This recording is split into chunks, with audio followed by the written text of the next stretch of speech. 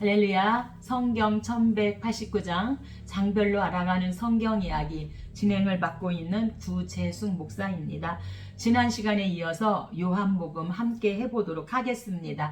마태복음은 마태가 왕으로 오신 예수님을 소개하고 마가복음은 마가가 종으로 오신 예수님을 소개하기 때문에 족보가 없지요. 누가복음은 누가가 인자의 아들로 오신 예수님을 소개하고 요한복음은 하나님의 아들로 오신 예수님을 소개하고 있습니다. 요한복음의 핵심 단어는 하나님의 아들로 오신 예수님입니다. 핵심 구절은 요한복음 3장 16절 하나님이 세상을 이처럼 사랑하사 독생자를 주셨으니 이는 그를 믿는 자마다 멸망치 않고 영생을 얻게 하려 하심이라. 우리가 너무도 외웠던 성경 구절이죠. 하나님이 세상을 이처럼 사랑하사 독생자를 주셨으니 누구든지 예수 믿으면 멸망하지 않고 영생을 얻으리로다. 요한복음 3장 16절 이렇게 저희들이 정말로 많이 외우고 수련회 가서 성경 구절 못 외우면 밥을 안 주기 때문에 주로 이렇게 요한복음 3장 16절을 많이 외웠던 기억이 있습니다. 핵심장도 3장입니다. 그래서 요한복음 3장 16절은 의심할 바 없이 모든 성경 구절 중에서 가장 많이 인용되고 설교되는 구절로 그 구절은 복음을 가장 분명하고 간단하게 표현하고 있습니다. 구원은 하나님의 선물이며 오직 믿음을 통해서만 얻을 수 있음을 3장 16절을 통해서 말씀하고 있습니다. 요한복음 2회입니다.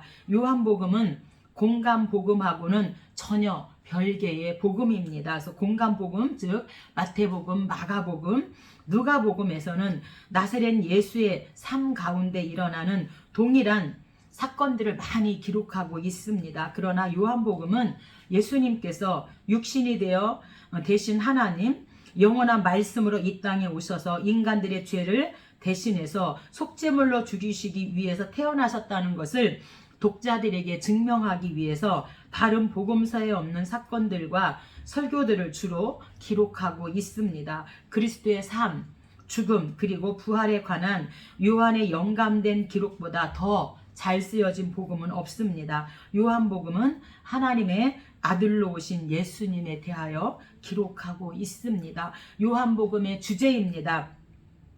첫째, 예수는 영원 전부터 계셨고 말씀 자체이시며 친히 세상을 창조하고 이끄신 분이시고 예수님은 하나님의 독생자이시며 세상 죄를 지고 가는 하나님의 어린 양으로 말씀하고 있습니다. 천국과 영생은 하나님의 아들이시며 그리스도이신 예수를 믿고 그의 구속의 복음을 받아들일 때에만 가능합니다. 예수님께서 부활 승천하신 후 보혜사 성령 파송을 약속하셨으며 성령 안에서 우리의 그 성도들과 함께 하시겠다고 요한복음 14장 23절에서 약속하고 있습니다. 요한복음을 누가 기록했는가? 저자입니다. 저자는 세베대의 아들이며 예수의 수제자 중에 하나였던 사도 요한으로 확실시하고 있습니다. 언제 기록했는가? 기록 연대입니다.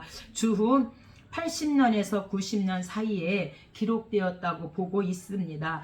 우리가 사도 요한은 요한복음과 요한 1서, 2서, 3서와 요한 계시록 5권을 기록을 하였지요. 그래서 요한복음은 80년에서 90년 사이에 그린 다음에 요한 1, 2, 3서는 90년에서 95년 그 어간에 요한 1, 2, 3서를 기록하고 요한 계시록은 95년에서 96년경에 이렇게 기록한 것으로 보고 있습니다. 기록 목적입니다. 첫 번째는 예수가 하나님의 아들이시고 그리스도이심을 증거하기 하여 믿는 자들로 하여금 영생을 얻도록 하기 위해서 기록하였고 두 번째는 예수님의 그 신성과 인성을 분명히 증거하여 각종 이단 사설들을 막기 위해서 기록하였고 세 번째는 공간 복음서의 기록을 확증하고 보충하기 위하여 기록하였습니다. 요한복음에서 어떻게 그리스도를 볼 수 있는가? 요한복음은 모든 성경책 중에서 성육신하신 하나님의 아들의 신성을 가장 확실하게 표현한 책입니다. 그리스도의 신성은 7가지로 볼 수 있는데 나는 뭐뭐이다. 그래서 라는 말씀에서 찾아볼 수 있고 그것은 다음과 같은데 내가 곧 생명의 떡이다. 나는 세상의 빛이다. 나는 양의 문이다. 나는 선한 목자다. 나는 부활이요 생명이다. 나는 길이요 진리요 생명이다. 나는 참 포도나무다. 이렇게 7가지 이적 사건에서도 예수님의 그 신성을 나타내고 있습니다. 요한복음은 마태, 마가, 누가 이 공간 복음을 확증하고 더 빠진 것들을 보충하기 위해서 기록한 게 요한복음입니다. 예수님의 12사도 중 젊은 자로 예수님의 사랑을 많이 받았고 이 요한은 성질이 급해서 보아너게라는 별명 또한 가지고 있습니다. 이 요한은 에베소 교회의 감독이 되어서 예수님의 어머니를 자기 집에 모시고 살았으며 주 100년경 순교자가 아닌 자연사를 하였다고 합니다. 그래서 왜 이 복음이 다른 복음보다 마태, 마가, 누가 복음보다 맨 나중에 기록하였는가? 그것은 주로 예수님께서 갈릴리에서 활동하신 그런 사실을 나타나고 있고 여기서 주로 유다에서 된 행적들을 기록하고 있습니다. 예수님의 그 생애의 역사적 정확성보다는 그의 교훈의 종교적 의의를 중요시하고 영적으로 재해석하고 있습니다. 요한은 예수님을 아브라함의 아들이나 아담의 후손으로 나타나지 않고 이 세상이 창조되기 전부터 계신 하나님의 아들로 나타내고 있습니다. 이러한 하나님의 아들이 이 세상에 내려오셨으며 그는 참 인간이시지만 또한 하나님의 아들이라고 1장에서 증거하고 있습니다. 1장입니다. 요한복음 1장은 요한 증거인데 우리 예수님을 3가지로 예수님의 신성성, 그 다음에 선제성과 선육신에 대해서 예수님을 소개하고 있습니다. 요한은 영원 전부터 계신 로고스의 선제성이죠. 천지 창조 전에 계셨음을 말씀하고 예수님께서 인간이 되사서 성육신을 말씀하고 구속 역사를 성취하셨으면서 로고스의 그 말씀의 역사성을 논증하고 있습니다. 요한의 이 같은 견해는 말씀을 만물의 이성, 그래서 법칙으로만 이해한 당시 헬라 철학 사조와 구별되는 것으로서 예수님의 신성과 인성 그리고 추월성을 종합적으로 설파한 사상입니다. 선제성입니다. 1절입니다.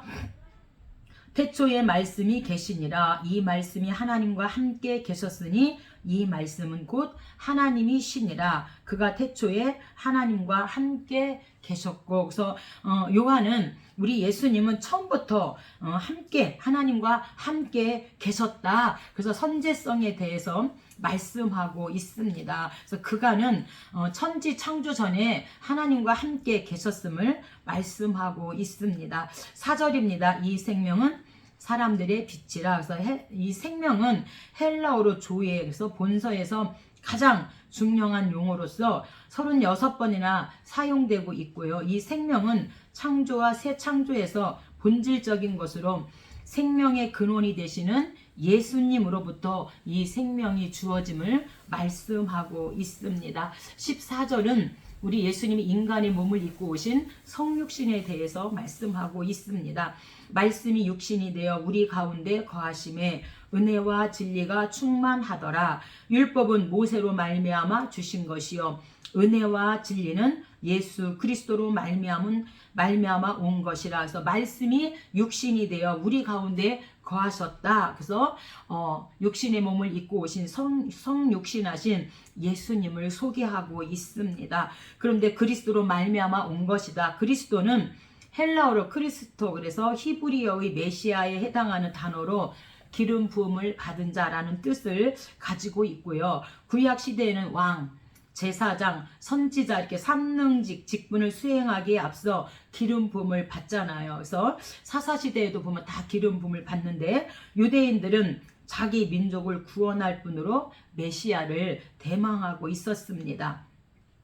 29절입니다. 보라 세상 죄를 지고 가는 하나님의 어린 양이로다. 그래서 어린 양은 예수님의 그 속죄 사역을 가장 명확하게 설명하고 있습니다. 세상 죄 지고 가는 어린 양을 보라.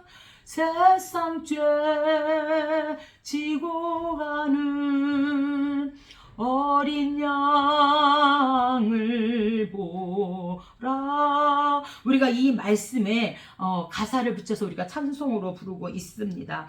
이사야 53장 6절은 우리는 다 양 같아서 그릇 행하여 각기 제 길로 갔거늘 여호와께서는 우리 무리의 죄악을 그에게 담당시키셨도다. 그래서 우리는 다 양 같아서 눈이 어두운 짐승 같아서 자기 멋대로 그렇게 놀아났거늘 여호와께서는 하나님께서는 우리 모두의 죄악을 그에게 예수님에게 담당시키셨도다. 예수님이 저와 여러분의 죄를 다 가져가셨어요. 그래서 예수님이 나의 죄를 가져가셨기 때문에 우리는 이제 죄가 없습니다. 이렇게 세상 죄를 지고 가는 하나님의 어린 양이다.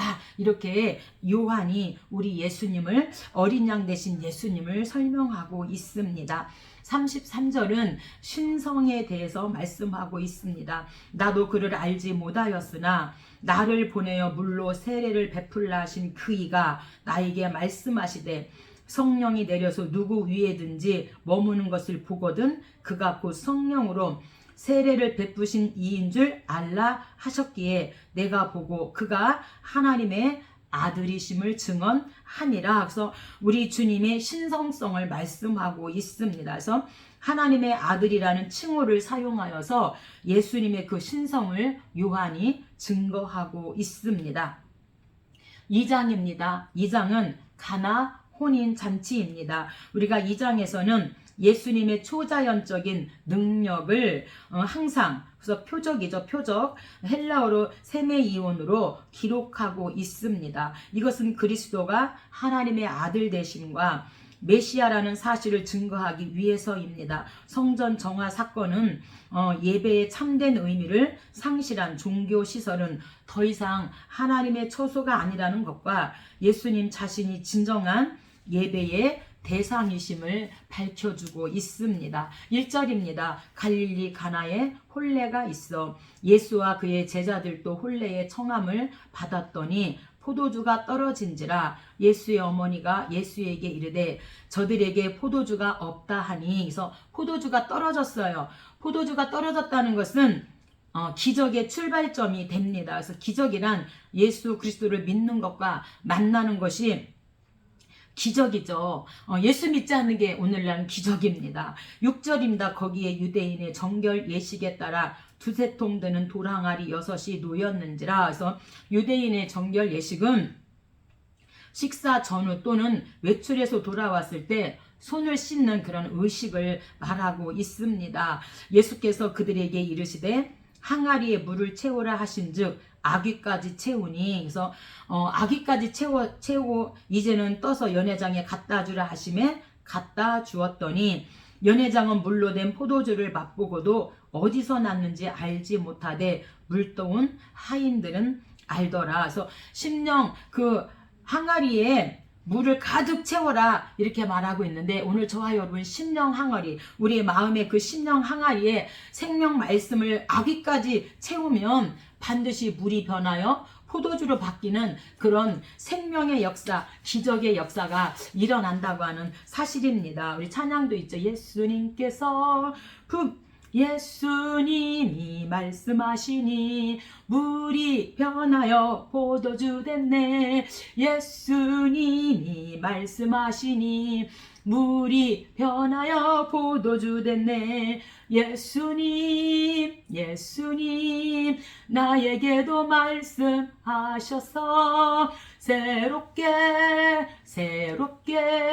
변화시켜 주소서. 아멘.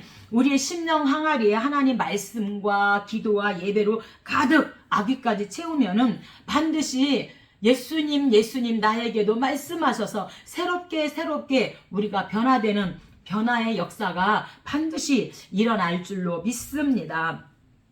8절입니다. 이제는 떠서 연회장에 갖다 주라 하심에 갖다 주었더니 연회장은 물로 된 포도주를 맛보고도 어디서 났는지 알지 못하되 물떠온 하인들은 알더라. 예수께서 이 첫 표적을 갈릴리 가나에서 행하여 그의 영광을 나타내심에 제자들이 그를 믿으니라. 그래서 이 첫 표적은요, 헬라어로 아르케톤 세메이온. 그래서 요한은 예수님의 기적을 언제나 표적으로 언급하며 기적을 행하시는 예수님이 하나님의 아들과 그리스도가 되심을 증거하고 있습니다. 그래서 가나의 기적은 이러한 표적들 중에서 첫 번째, 최초의 것입니다. 그래서 예수님이 말씀하시면 물이 변하여 포도주가 되는데 성경에서만 일어나는 게 아니라 오늘날 저와 여러분의 삶 속에서도 예수님이 말씀하시면 물이 변하여 포도주가 되는 구원의 역사, 생명의 역사가 나로부터 시작되는 줄 믿습니다.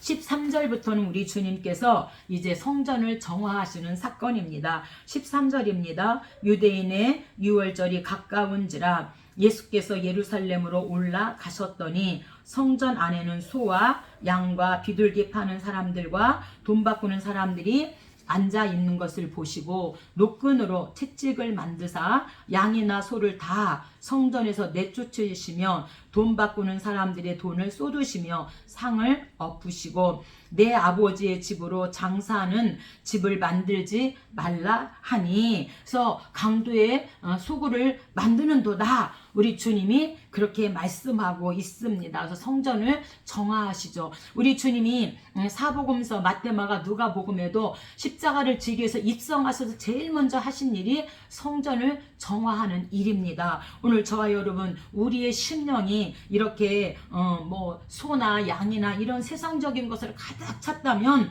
우리 주님이 지금 다 성전에서 내쫓으시니 돈 바꾸는 사람들의 돈을 쏟으시며 상을 엎으시고 내 아버지의 집을 강도의 소굴로 만들지 말라 이렇게 말씀하고 있습니다. 오늘 저와 여러분의 심령이 이제는 심령 성전을 정화해서 정말 우리 주님이 내 안에 왕으로 계시기에 부족함이 없도록 그렇게 먼저 우리가 심령 성전을 정화하고 청소하고 회개했으면 좋겠습니다. 3장입니다. 3장은 니고데모가 우리 주님을 찾아오는 사건입니다.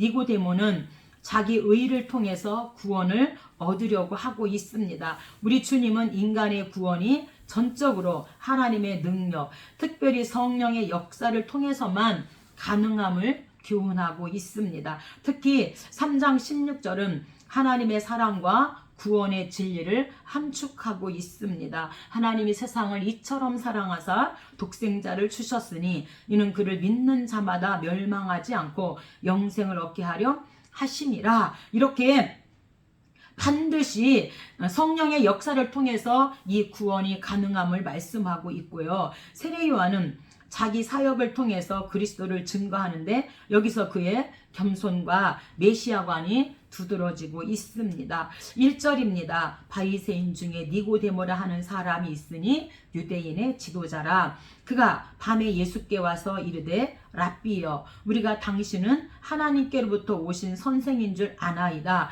하나님이 함께 하시지 아니하시면 당신이 행하시는 이 표적을 아무도 할 수 없음이니이다. 예수께서 대답하여 사람이 거듭나지 아니하면 하나님 나라를 볼 수 없느니라. 반드시 물과 성령으로 거듭나야 된다 그랬더니 4절에 니고데모가 이르되 두 번째 어머니 모태에 들어갔다가 날 수 있사옵나이까? 이렇게 물어보면 거듭나야 된다니까 그럼 내가 두 번째 어머니 모태에 들어갔다 나와야 됩니까? 전혀 우리 예수님의 그 의도를 알지 못하는 거죠. 5절 예수께서 사람이 물과 성령으로 나지 아니하면 하나님의 나라에 들어갈 수 없느니라. 반드시 물과 성령으로 거듭난 자가 하나님 나라에 들어가고 사람의 그 자기 의를 통해서는 구원받을 수 없음을 니고데모에게 우리 주님이 정확하게 말씀하고 있습니다. 그렇다면 물과 성령으로 거듭나지 아니하면 이 물은 무엇인가? 칼빈은요, 학자 칼빈은 이 물은 성령이다 이렇게 말하고 있고요. 아이론 사이드는 이 물을 성경 말씀이다 이렇게 말하고 어거스틴은 이 물은 세례이다. 이렇게 다 학자들의 견해가 다릅니다. 근데 물이 무엇이든 상관없고요. 오늘 여기에서 3장에서 강조하는 것은 성령으로 거듭남임이기 때문에 우리가 성령 받아야 된다. 물과 성령으로 우리가 거듭나지 아니하면 하나님 나라에 들어갈 수 없다. 그래서 핵심은 바로 강조점은 성령을 받아야 함을 말씀하고 있습니다. 6절입니다. 육으로 난 것은 육이요 영으로 난 것은 영이니 바람이 임의로 불매 내가 그 소리는 들어도 어디서 와서 어디로 가는지 알지 못하나니 성령으로 난 사람도 다 그러하니라. 그래서 니고데모 사건을 통해서 성령의 그 역사를 통해서만 구원받을 수 있음을 하나님께서 말씀하시고 자기의 의로는 구원받을 수 없음을 말씀해 주고 있습니다. 그래서 바람은 헬라어로 이제 퓨뉴마인데 바람과 성령은 같은 단어로 신약에서 370회 정도 나타나고 있습니다. 대부분 영 또는 성령의 뜻으로 사용되고 바람의 뜻으로도 사용된 경우는 이 본문과 히브리서 1장 7절에는 바람으로 그렇게 성령을 말씀하고 있습니다. 4장입니다. 4장은요 사마리아 여자입니다. 에덴 동산에는 생명의 강이 흐르죠. 창세기 2장. 에스겔은 척박한 땅을 소생시키는 생수가 성전 문지방에서 흘러나오는 그런 환상을 보게 되어지는 게 에스겔 47장 생명수고요. 이제 이 같은 오랜 염원이 그리스도를 통해서 이제 성취되고 있습니다. 주님은 영적, 육적으로 목마른 그 가련한 여인의 갈증을 해결해 주십니다. 그분은 참으로 인간의 그 영혼의 소생과 참된 만족과 위안이신 생수, 바로 생수 자체가 예수님이심을 이 사마리아 여자에게 말씀하고 있죠. 3절입니다. 유대를 떠나사 갈릴리로 가실새 사마리아를 통과하여야 하겠는지라 사마리아에 있는 수가라는 동네에 이르시니 야곱의 우물이 있더라. 예수께서 길 가시다가 피곤하여 우물 곁에 그대로 앉으시니 때가 6시쯤 되었더라. 사마리아 여자 한 사람이 물을 길러 왔음에 예수께서 물 좀 달라 하시니. 그래서 이제 우리 예수님이 사마리아 여자에게 전도하시는 거죠. 물 길러 온 사마리아 여자에게 나에게도 좀 물 좀 줘. 이렇게 지금 다가가고 있습니다. 사마리아 여자가 당신은 유대인으로서 어찌하여 사마리아 여자인 나에게 물을 달라 하나이까? 이는 유대인이 사마리아인과 상종하지 아니함이러라. 그래서 이 사마리아는 BC 722년에 북이스라엘 열집하죠. 북이스라엘 왕국이 아수르에 의해서 멸망을 당하게 되어지고 대다수의 주민들이 강제로 아수르에 이주된 후에 분산 정책을 하게 되어지잖아요. 그래서 남은 유대인과 이곳으로 이주당한 이방인 사이에서 태어난 혼혈족들입니다. 혼혈인들이죠. 그래서 유대인들은 그들을 종교적, 혈통적으로 부정하다 하여서 멸시하고 상종하지 아니하였습니다. 그래서 상종하지 않았는데 어떻게 유대인인 당신인 사마리아인 나에게 물을 달라 합니까? 응? 원래 우리 상종하지 않지 않습니까? 지금 이렇게 말을 하고 있는 거죠. 10절입니다. 내가 만일 하나님의 선물과 또 내게 물 좀 달라 하는 이가 누구인 줄 알았더라면 내가 그에게 구하였을 것이요 그가 생수를 내게 주었으리라. 아멘. 그래서 이 생수는 무엇인가? 이단들의 공통점은요 생수를 마시는 물로만 인정하고 있습니다. 근데 생수는 마시는 물만은 아니죠. 그래서 4장 14절에 보면 생수의 특징을 알 수 있는데 마시면 영원히 목마르지 않고 영생하도록 솟아나는 물이 된다. 이렇게 말씀을 하고 있습니다. 요한복음 7장 초막절 생수인데 37절로 39절을 볼 때 이 생수는 성령을 가리키고 있습니다. 14절 내가 주는 물을 마시는 자는 영원히 목마르지 아니하리니 내가 주는 물은 그 속에서 영생하도록 솟아나는 샘물이 되리라. 그래서 우리 주님을 만나면 육적 영적으로 우리 주님은 목마른 이런 가련한 사마리아 여인의 그 갈증을 풀어주시고 우리 예수님 인간 영혼의 그 소생을 이제 참된 만족을 주시는 분이심을 말하고 있죠. 그래서 우리가 예수님과 대화하다 보니까 이 사마리아 여자가 이분이 메시아구나. 그래서 물동이를 버려두고 집집마다 문을 두드리면서 와보라 와보라 와보라. 우리가 기다린 그 메시아가 왔다. 그러면서 창피한지도 모르고 예수님 만나서 그가 성령 받고 나니까 집집마다 문을 두드리면서 와보라. 우리가 기다린 그 메시아가 여기 오셨다. 이렇게 전도하는 것을 보잖아요. 오늘 저와 여러분도 예수님 만나면 성령 충만 받으면 이 사마리아 여인처럼 집집마다 문을 두드리면서 와보라. 와보라. 우리가 주님을 전하게 될 줄로 믿습니다. 5장입니다. 5장은 베데스다 연못에 38년 된 병자가 이제 고침받는 사건을 5장에서 말씀하고 있습니다.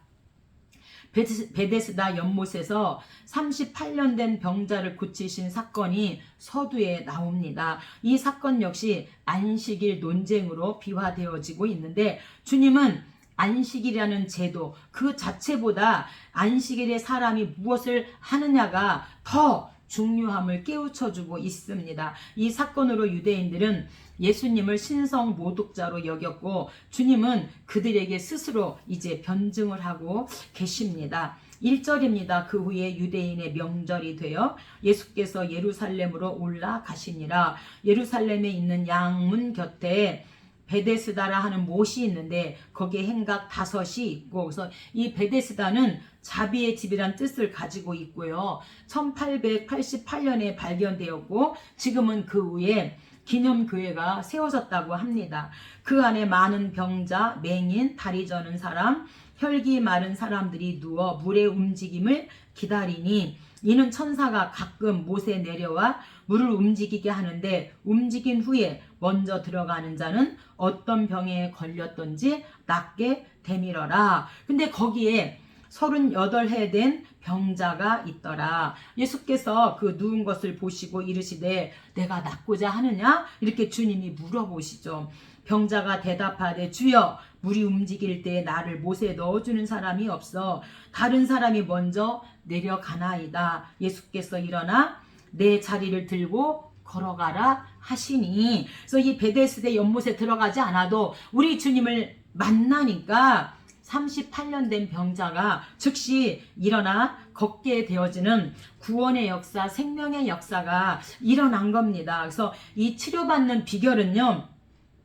38년 동안 꼼짝 못하고 지금 있었다고 하는 사실입니다. 근데 38년 동안 먼저 들어가는 사람 때문에 절망 중에도 소망을 갖고 최선을 다하고 끝까지 38년을 기다렸더니 결국에는 누구를 만나요? 예수님을 만나서 예수님께서 그를 고쳐주시는 것을 볼 수가 있어요. 오늘 저와 여러분도 이렇게 38년 동안 꼼짝 못하고 우리가 절망 가운데 우리가 살아갈 수도 있습니다. 근데 문제의 해결자이신 예수님을 의지하고 끝까지 예수님께 매달리면 오늘 38년 된 병자가 일어나 걷는 것처럼 오늘 저와 여러분도 우리 주님이 함께 하시면 반드시 나에게도 저와 여러분에게도 이런 구원의 역사, 생명의 역사가 일어난다고 하는 사실입니다. 반드시 성령님이 함께 하시면 바로 되어지는 걸 말씀하고 있습니다. 우리가 민수기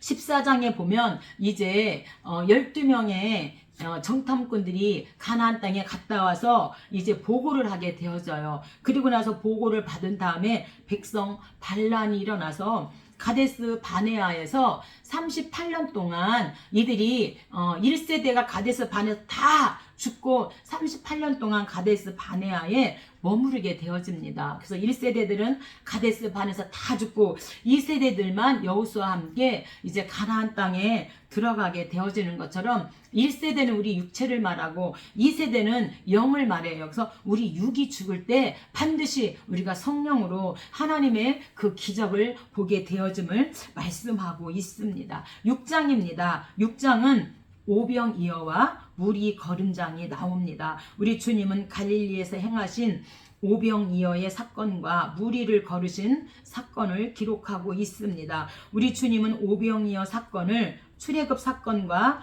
연관시키고 있습니다. 출애굽기 16장 만나와 메추라기를 하나님께서 내려주시는 것이죠. 하나님께서는 이스라엘 백성에게 만나와 메추라기를 주셨듯이 우리 주님은 우리들에게 떡과 물고기를 주시게 되어지죠. 오병이어의 기적을 통해서 5,000명을 먹이고도 12광주리를 남기는 그런 기적을 보여주십니다. 그래서 만나와 떡은 예수 그리스도를 예표하고 있음을 말씀하고 있습니다. 4절입니다. 마침 유대인의 명절인 유월절이 가까운지라 예수께서 눈을 들어 큰 무리가 자기에게로 오는 것을 보시고 빌립에게 이르시되 우리가 어디서 떡을 사서 이 사람들을 먹이겠느냐. 그래서 떡은요 유대인들의 그런 보통 밀가루와 보리가루로 만든 떡을 말하고 있습니다. 대개 45cm 정도 되는 이 떡으로 납작하고 둥근 접시 모양의 떡인데 우리 주님께서 오병이어의 기적을 이렇게 일으키신 거죠. 6절입니다. 빌립을 시험하고자 하시니라. 빌립이 200데나리온의 떡이 부족하리이다. 이렇게 대답을 하는 거예요. 이 빌립은 우리 주님이 하시면 됩니다. 이런 믿음이 없었기 때문에 인간적으로 계산해 보니 약 200데나리온이 필요할 것 같습니다. 이렇게 대답을 한 거죠. 8절 안드레가 예수께 여짜오되 여기 한 아이가 있어 보리떡 5개와 물고기 2마리를 가지고 있습니다. 안드레는 반드시 하나님께서 보리떡 5개 물고기 2마리를 가지고 5,000명을 먹이고 남길 그 믿음이 있었기 때문에 반드시 주님은 하실 수 있습니다. 이런 믿음으로 주님 앞에 여기 한 아이가 도시락을 싸왔어요. 이렇게 지금 고백을 하고 있습니다. 예수께서 이 사람들로 앉게 하라. 그곳에 잔디가 많은지라 앉으니 수가 5,000명쯤 되더라. 그래서 여기서 수는요 히브리 사람들은요 인구를 계산할 때 여자와 어린아이를 제외시켰다고 민수기 1장 2절에 말하고 있습니다. 그러니까 여자와 아이를 빼고도 5,000명이니까 우리가 거기다 여자와 아이를 집어넣으면 얼마가 먹었다는 어느 정도 나오잖아요. 예수께서 떡을 가져 축사하신 후에 앉아있는 자들에게 나눠주시고 물고기도 그렇게 그들의 원대로 주시니라. 그들이 배부른 후에 남은 조각을 거두고 버리는 것이 없게 하라. 이에 거두니 보리떡 5개로 먹고 남은 조각이 12바구니에 찼더라. 아멘. 이렇게 물고기와 보리떡을 가지고 주님께서 5,000명보다 훨씬 많은 사람들을 먹이고도 남는 그런 기적을 베풀어 주시고요. 18절부터는 물이 거른 장입니다. 큰 바람이 불어 파도가 일어나더라. 예수께서 바다 위로 걸어 배에 가까이 오심을 보고 두려워하거늘 이르시되 내니 두려워하지 말라 하신대. 이렇게 베드로가 그 물이 거른 장을 말씀하시고 주님께서 유령인가 할 때에 두려워하지 마라 나다 안심을 주시는 것을 알 수 있습니다. 32절부터는 생명의 떡에 대해서 말씀하고 있습니다. 예수께서 내가 진실로 너희에게 이르노니 모세가 너희에게 하늘로부터 떡을 준 것이 아니라 내 아버지께서 너희에게 하늘로부터 참 떡을 주시나니 하나님의 떡은 하늘에서 내려 세상에 생명을 주는 것이니라. 그들이 이르되 주여 이 떡을 항상 우리에게 주소서. 예수께서 이르시되 나는 생명의 떡이니 내게 오는 자는 결코 줄이지 아니할 터이요 나를 믿는 자는 영원히 목마르지 아니하리라. 그래서 이 생명의 떡은요 살아있는 떡이고 생명을 주는 떡을 의미하고 있습니다. 여기서 생명은 영적이고 영원한 생명이신 예수 그리스도를 의미하고 있습니다. 7장입니다.